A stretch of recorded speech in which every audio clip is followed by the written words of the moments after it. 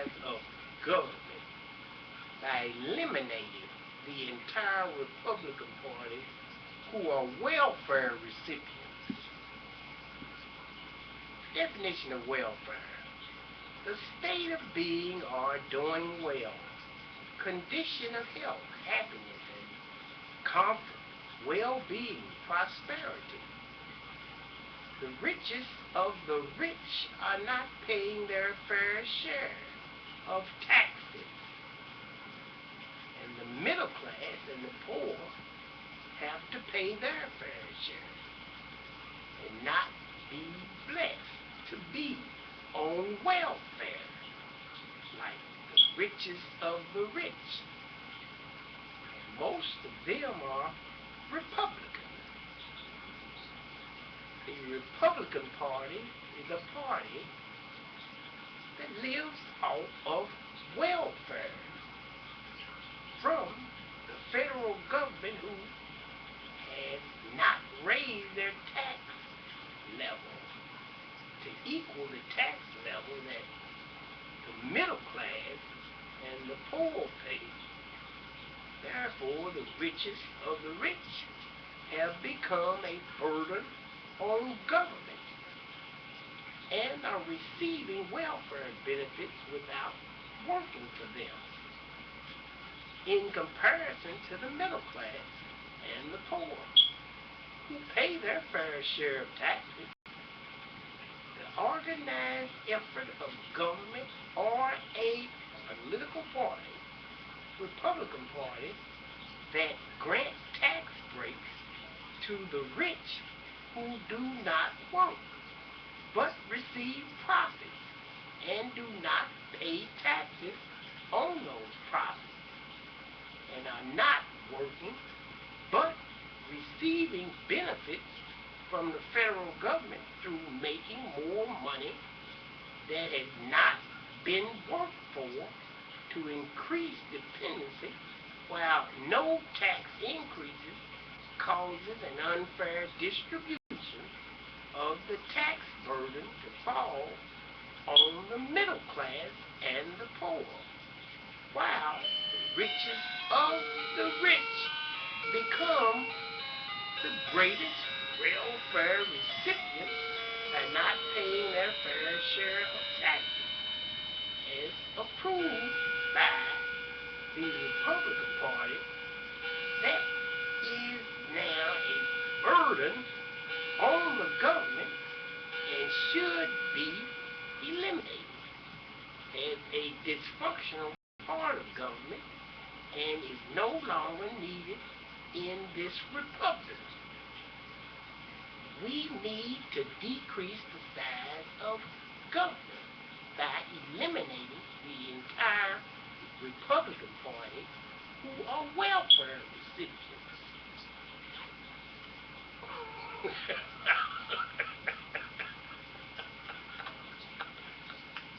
9/11 USA terrorism, that terrible day. 9/11, that terrible day for you, for the USA. For us, hate, ethnic cleansing, racism, the attempt to bring American dignity down, struck on that day. The American people, with all the problems about freedom and the rights of both straight and gay, we all decided to wake up, fight against terrorism on 9/11, which was the terrible day for both straight, celibate, and gay. Gay or straight did not mean a thing, because we as free people knew and could discern what terrorism meant, while it inhibits freedom, what it stands for, and what freedom means.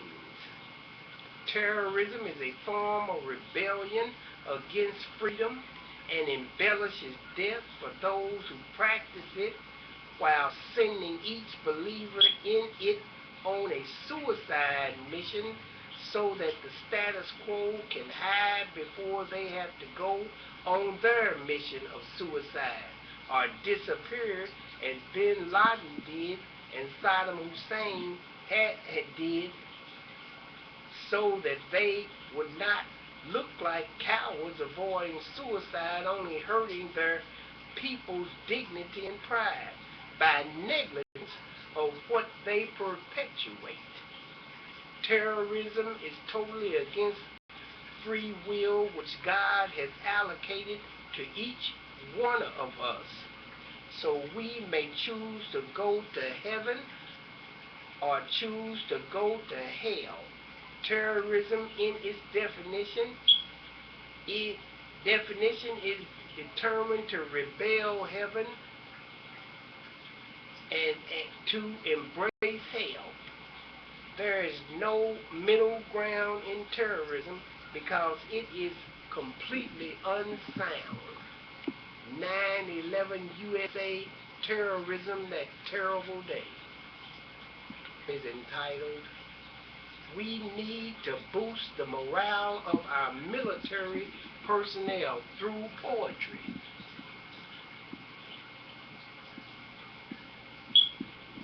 Here we go. Temporary am I,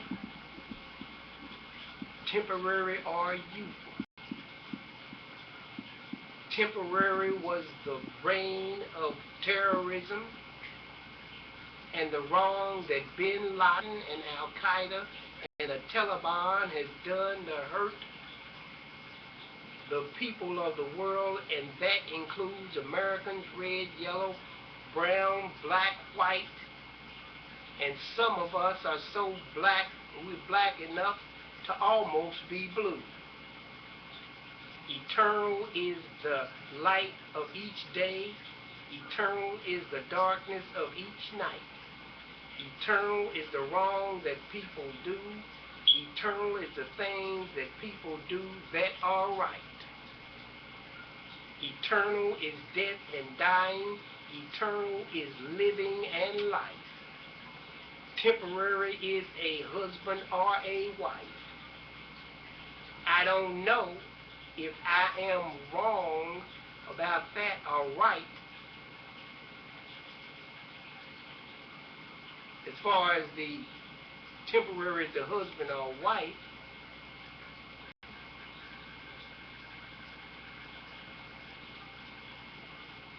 There are those who say that they're married for life. Bin Laden, Al-Qaeda, and the Taliban will soon be were soon smoked out of their cave, and hopefully soon will give up terrorism and their hateful, hurtful ways, because temporary in number have been their living days.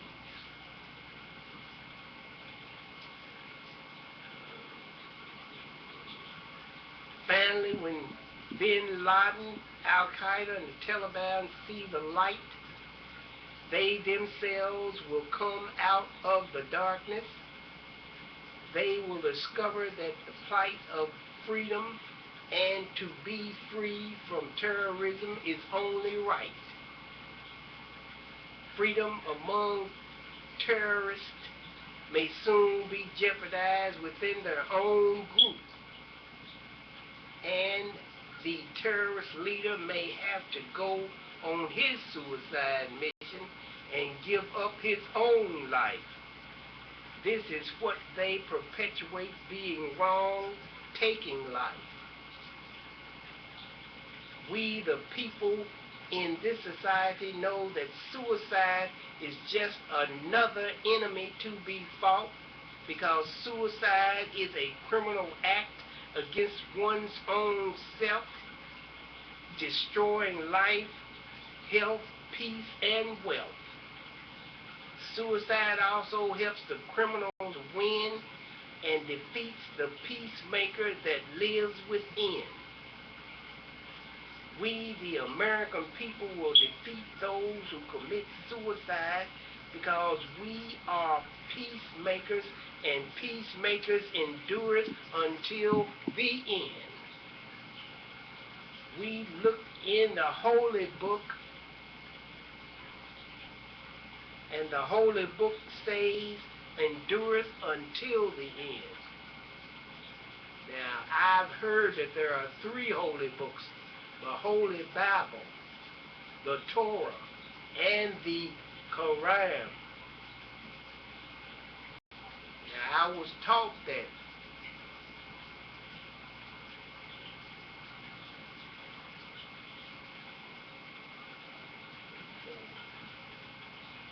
Not a good idea to burn any holy book. I wouldn't, but we need to boost the morale of our military personnel through poetry.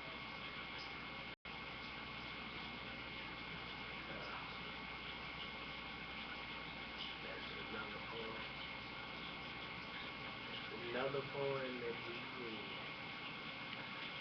We love our poetry. We love people. We love all people, no matter what religious faith, color, ethnicity. But we have warfare, and we gotta try to deter it. We don't send anybody on a suicide mission. That is not a good thing to do.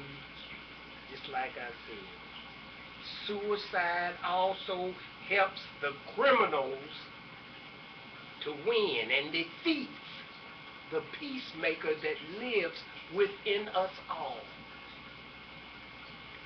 There's a peacemaker that lives within us all. Suicide is just an enemy to be fought by anyone, any place, of any religious background or ethnicity, or even if you're an atheist, you don't want to commit. That's an enemy to be fought by any living creature.